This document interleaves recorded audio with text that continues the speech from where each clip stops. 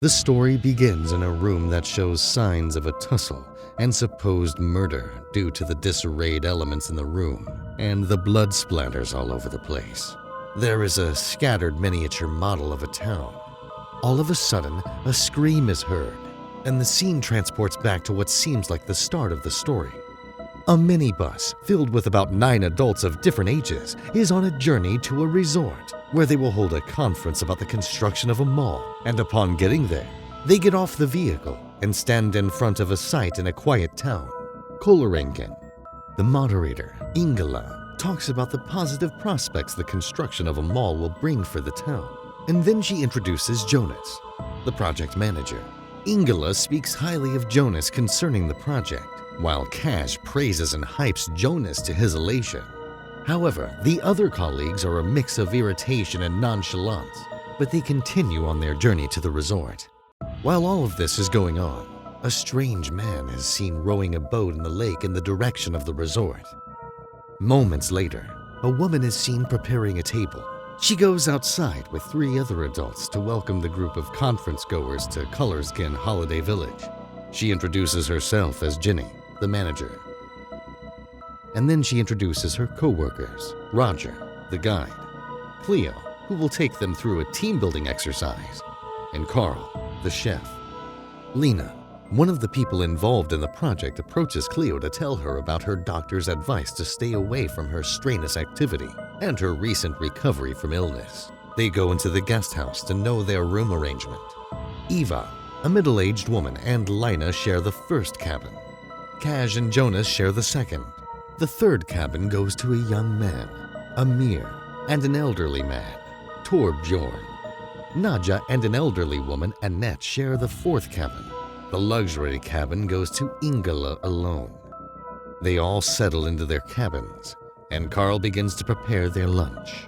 He realizes that the cooking gas is exhausted and sets out to refill it.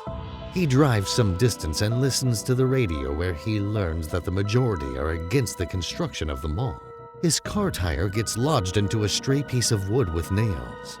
While trying to remove it, he hears a noise in the woods and wanders in. Meanwhile, the others are preparing for the conference. Ingela asks Jenny for a stable Wi-Fi, and Jenny tells Roger to fix up the Wi-Fi, while Roger goes to the back to adjust it. The conference begins with a projected advertisement video. Ingela, Kaj, and Jonas seem content with the video, but their other colleagues negatively criticize the video. They talk about the environmental effects of the mall building, deforestation, and it doesn't take too long for the tension in the room to go up, so they all decide to take a break. Elsewhere, Carl is seen wandering through the woods, where he sees a fishing line wrapped around and connecting the trees. He is hit from behind by an unseen individual. They return into the conference room to discuss other issues, while Ginny tries to reach Carl's cell. Lena asks for the contract, which shows that they compensated the farmer whose farmland is being used to undertake the project. However, she insists that she doesn't remember signing the contract. Jonas plays on her illness and tells her that she signed it and must have forgotten.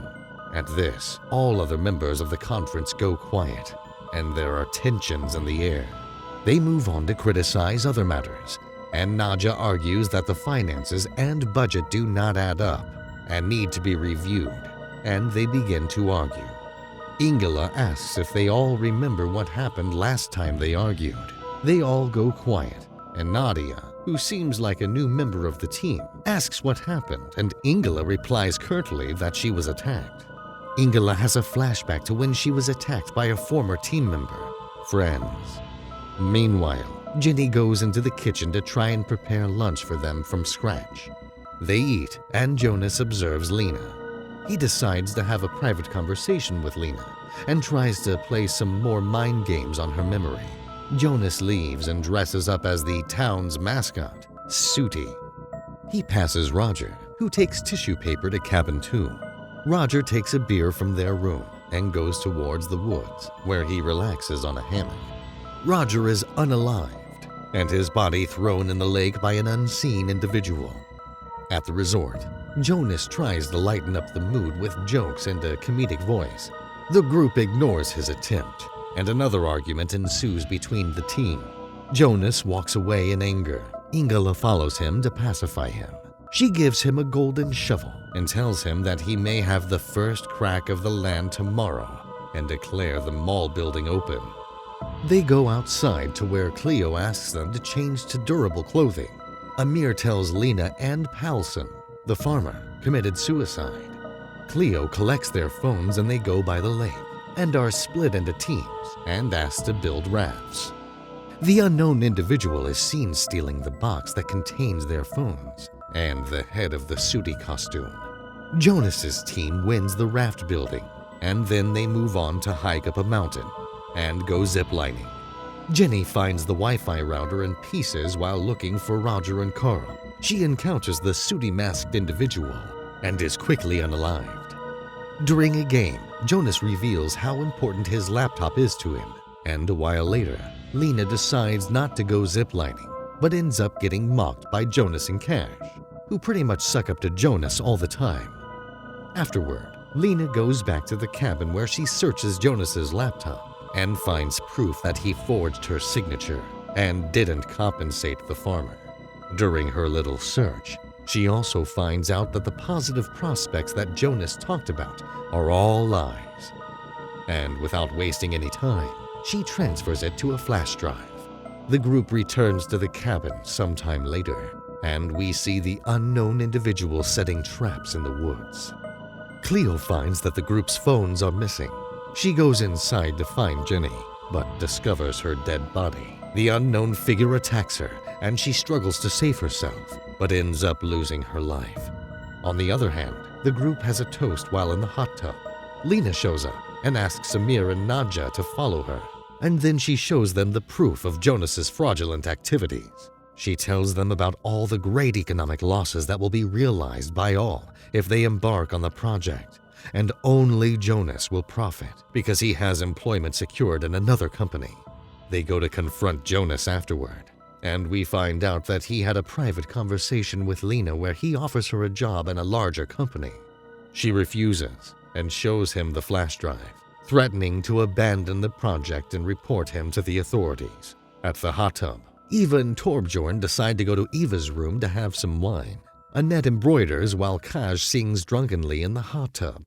A sooty masked individual approaches him and uses a bladed motor to take his life in the hot tub while Annette runs away. While this is happening, Ingela dresses up for dinner and discovers their bloodied conference room. She rushes out to find help, but is dragged and hung up on a flagpole, which draws the attention of the group. They all run away, and Jonas flees into the woods, where he sustains a terrible head injury due to the fishing line. Torbjorn, Nadja, Amir, and Eva run into the cabin and lock the door. Lena helps Jonas into the raft, and they row away from the figure. Jonas asks Lena to hand over the flash drive, and when she does, he pushes her into the lake and tries rowing away, but capsizes. Lena runs back to the woods and falls into a hole, where she finds the chef's body. Meanwhile, the others in the cabin discover the bodies and prepare themselves to fight. Amir goes to look for Lena because of his love for her, and Nadja goes to look for the keys to the minivan, which she finds in Jonas's room after a tough encounter with the sooty masked man. At the same time, the unknown individual uses fireworks to blow up the minivan, while Amir and Lena return to the cabin. Annette comes out of hiding and encounters Jonas in his room trying to stitch his head. She helps him stitch it and confesses to him that she had informed their estranged team member, Franz, and they conclude that the murderer is Franz. They try to escape together on a scooter, but Jonas leaves Annette behind. Annette cautiously approaches the sooty mascot and tries to talk to him, thinking it is Franz. He uses a sickle to stab her in the middle of her head. She wanders off unconsciously singing, while Jonas falls into the lake with his scooter due to the traps that have been set on the road. The remaining 5 plan to use the zip line to cross the lake. They figure out, through the newspaper, that the killer is Palson's son. They go through the woods, and the sooty mascot comes after them, and they split up. Lena and Amir run to the zip line.